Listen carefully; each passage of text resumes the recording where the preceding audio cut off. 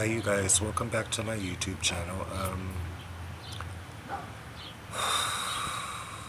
Well, today brings a lot of confusion because when you step out into this cruel world and you see a lot of stuff that you normally don't see on a daily basis that isn't normal, it causes a lot of tension, you guys. It really does, especially when you're just one person and you have no one to talk to. I mean, for instance, if you have a physical doctor that you talk to or a counselor, make sure you're a little more professional with your words and how you express yourself to the doctors or to your counselor, because they will take over the system and they will get over you. I've had about 3 good counselors in my whole entire life. That was Deb DiCarlo. That was the only female counselor who I knew by first and last. And then there was Jeannie Brown. She was my juvenile counselor. And then there was Joel. I don't know his last name, but they were cool. You know? But the way the world's going now, the way the world order is going now, it's like they see you alone or they see that you don't have a job.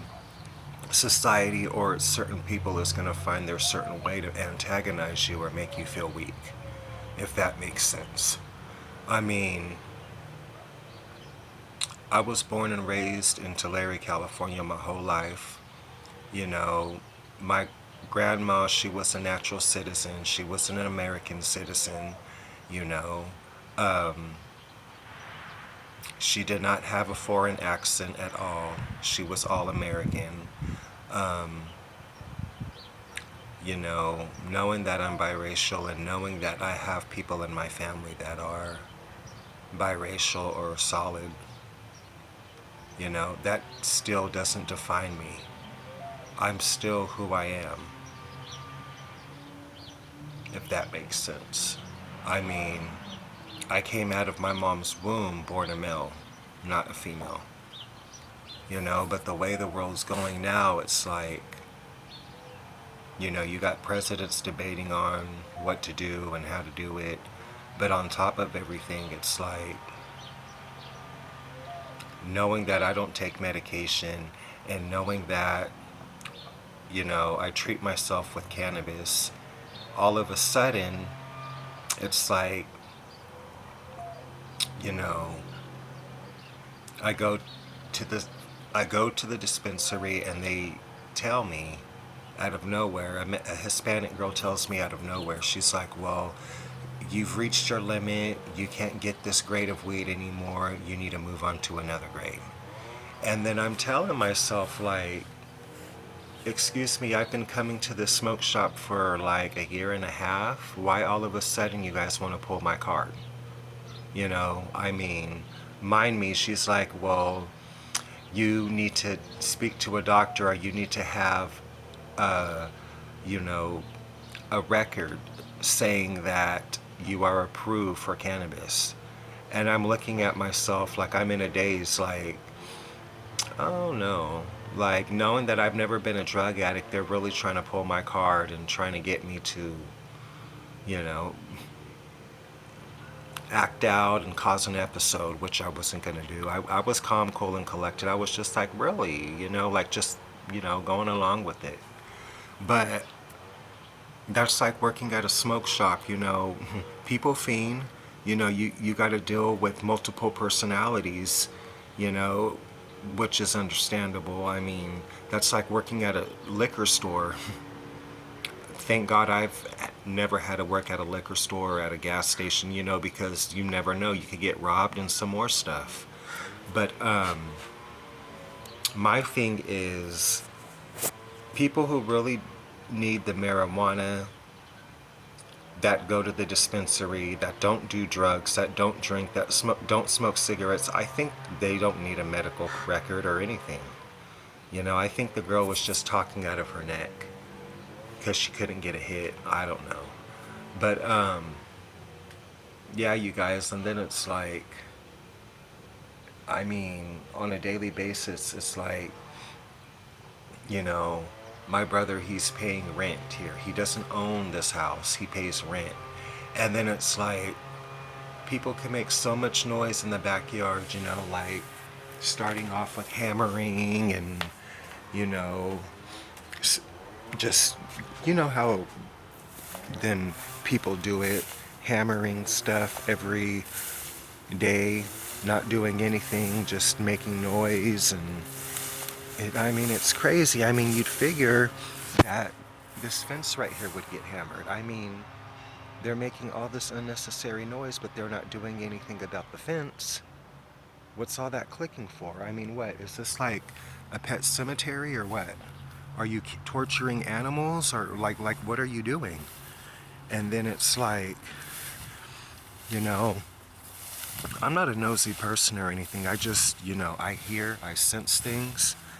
And then it's like, when you step over here, you know, the dogs aren't going off or anything, but you know these dogs over here are going through something, you know.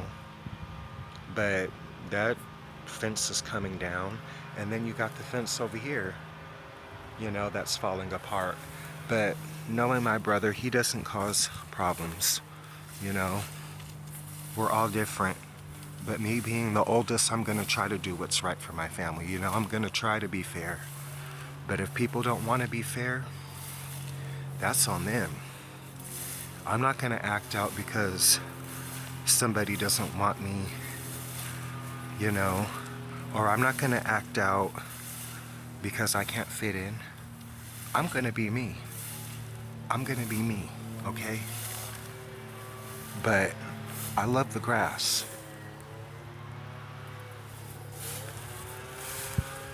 Don't get me wrong, and like that lawnmower that I hear, you hear that? Or the windmill, whatever that is, all they're doing is just blowing trash everywhere with them windmills.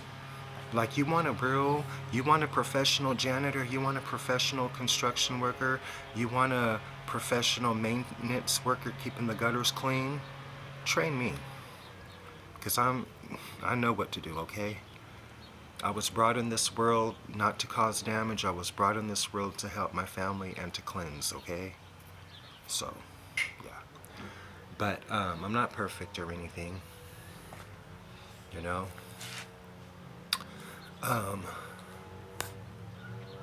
But whatever your religion is, you know,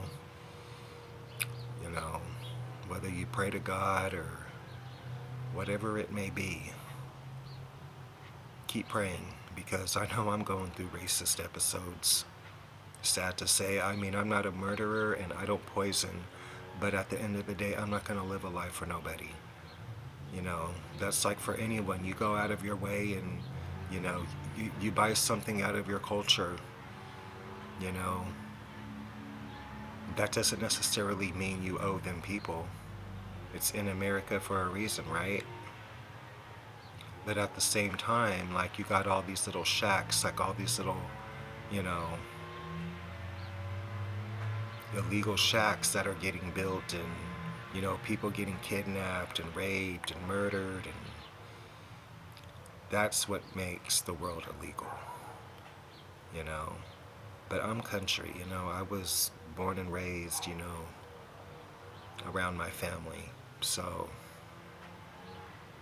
I know what it is, you know. I mean, I've been to jail, nothing serious or anything, but, you know, shoplifting, something that I regret. But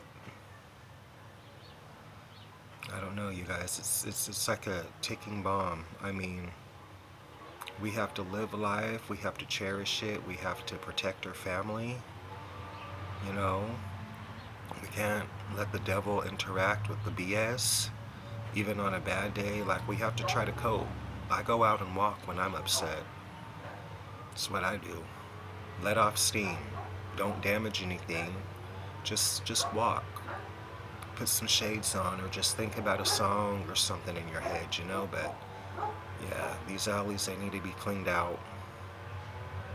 Yeah. But I'll catch you guys back again on my YouTube channel.